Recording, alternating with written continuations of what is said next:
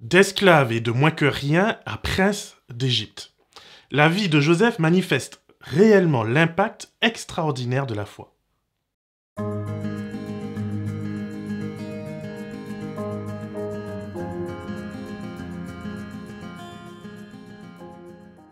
Nous avons beaucoup à apprendre de la vie de Joseph. Ce personnage biblique n'est vraiment pas anodin puisqu'il manifeste une foi patiente envers son Dieu. Au chapitre 41 de la Genèse, Joseph a déjà passé 13 années en Égypte comme esclave. Et sur ces 13 ans, au moins 2, voire plus, ont été passés au fond d'un trou, une prison égyptienne. Je te propose de lire et relire plusieurs fois l'histoire de Joseph afin d'être inspiré par ce jeune homme dans ta vie et dans ta relation avec Dieu. Au vu de ce qui se passe en ce moment, il est plus que jamais nécessaire de trouver une inspiration pour nous aider à tenir bon. L'histoire de Joseph constitue une puissante inspiration, non seulement pour comprendre la vie de Jésus, mais également pour nous aujourd'hui. Joseph est né avec de mauvaises cartes en main. Il est né dans l'un des pays les plus pauvres et les plus faibles de tous les temps. On a entendu parler de la puissance de l'Égypte ou de la puissante Babylone. Mais à part l'histoire biblique, qui a déjà entendu parler de la puissante Palestine? Eh oui, personne. Mais c'était pas assez pour Joseph de naître dans un pays pas trop au top. Il naît en plus de cela dans une famille fortement dysfonctionnelle. On ment, on triche, on cherche à s'entretuer. Et finalement, Joseph est vendu comme esclave en Égypte pour le seul crime d'avoir été un peu trop aimé de son père. Ses frères laissent la colère, l'envie et la haine faire d'eux des instruments entre les mains du diable pour briser la famille de Dieu. Ces hommes vont non seulement briser le cœur de leur père, mais en plus de cela, ils brisent la confiance avec Dieu. Puisque Dieu a promis de faire d'eux une grande nation, puisque Dieu a promis de faire d'eux des bénédictions pour le monde, tuer l'un des leurs, c'est cracher au visage de Dieu. Mais Dieu n'a pas dit son dernier mot. Il utilisera justement la méchanceté des frères de Joseph pour illustrer son plan à merveille. Mais avant que Dieu ne transforme les situations dans ta vie, il te transformera d'abord au niveau de ton caractère. Dieu ne calme pas toujours la tempête. Il te transforme pour que tu n'aies plus peur d'elle. Dans le cas de Joseph, cela signifie 13 années d'humiliation, 13 années d'esclavage, 13 années entre la confiance que Potiphar lui donne, mais surtout la première trahison de la femme de Potiphar et ensuite la deuxième trahison, celle du barman de Pharaon. Je n'ose imaginer la déprime, la colère, voire la haine qu'il aurait pu ressentir. Je n'ose imaginer la facilité déconcertante avec laquelle il aurait pu sombrer dans la violence, dans l'addiction et dans l'autodestruction. Après tout, non seulement sa propre famille l'a trahi, mais les personnes qu'il pensait avoir trouvées sur place et qui auraient pu l'aider, elles aussi se mettent à le trahir, à l'oublier. D'ailleurs, les prisons à l'époque n'ont rien à voir avec celles d'aujourd'hui. C'étaient des lieux de l'oubli, de travaux forcés et d'abus en tout genre. Seul le soutien de sa famille, si on était assez chanceux pour en avoir une, pouvait apporter un peu de soulagement de temps à autre, parce que souvent c'est eux qui venaient nourrir les prisonniers. Mais Joseph n'a pas de famille en Égypte pour le soulager de sa peine. Joseph est dans l'oubli le plus total des hommes, mais Dieu s'apprête à récompenser sa patience et sa persévérance. Dieu ne l'a pas, lui, oublié. Joseph a accepté d'être formé à la résilience dans l'adversité, et cela lui permettra de résister à la tentation et à la corruption dans son abondance. Joseph ne le sait pas encore, mais Dieu est sur le point de transformer sa vie d'une manière toute étrange et particulière. Il s'agit d'une manière que très peu d'adventistes du 7e jour sont capables d'imaginer tant cela va à l'encontre de notre instinct. Dieu va envoyer Joseph servir un homme qui croit être le représentant des dieux sur terre. Selon la religion égyptienne, cet homme est le pont entre le divin et l'humain. Cet homme est d'ailleurs plus qu'un homme, il est un demi-dieu. Et cet homme, qui se veut aussi être un petit dieu, est en besoin d'une assistance. Comme souvent dans la Bible, Dieu s'est exprimé par un songe, par un rêve. Et comme le rappelle Joseph à Pharaon au verset 28, Dieu choisit Pharaon pour lui révéler ses plans et pour l'utiliser afin de sauver non seulement l'Égypte, mais également beaucoup de nations. Et oui, difficile à imaginer, n'est-ce pas? On se dit toujours qu'on est appelé sur la terre pour donner aux autres la vérité et des bénédictions, mais jamais pour en recevoir des autres. Et croire cela, c'est oublier que notre Dieu est aussi le Dieu de l'univers et qu'il ne se limite ni à notre incrédulité, ni à nos mauvaises théologies, ni même au peuple élu. Dieu s'exprime au Pharaon afin que son serviteur Joseph puisse devenir le premier ministre de l'Égypte et utiliser cette position politique pour sauver non seulement, justement, le peuple de Dieu, mais aussi tous les peuples. Cela fait de Joseph un avant-goût du Christ. Joseph n'aura pas seulement la mission de sauver les siens, mais d'être en bénédiction pour tous. Joseph n'imposera pas à l'Égypte et à Pharaon une conversion. Joseph ne leur dira pas « Ah non, hors de question que je vous vienne en aide tant que vous n'êtes pas circoncis ». D'ailleurs, il y a là un très beau parallèle qui devrait nous faire réfléchir. Lorsque les frères de Joseph imposent leur religion, lorsqu'ils exigent la circoncision à toute une ville, c'était pas avec de bonnes intentions. Malheureusement, c'était pour les tuer, les piller, les tromper. Vraiment, ça devrait nous inviter à réfléchir et à avoir beaucoup de sagesse sur nos motivations. Et surtout sur le fruit, sur le résultat de nos actions. Partageons-nous avec les autres des bénédictions qui les enrichissent et les sauvent, ou bien partageons-nous avec eux une foi mortifère qui les tue et les vide d'eux-mêmes? Qui en sort le plus enrichi? Est-ce une relation gagnant-gagnant, ou bien est-ce une relation où une minorité profite sur le dos des autres? Mon prochain est particulièrement celui ou celle qui ne partage pas ma foi.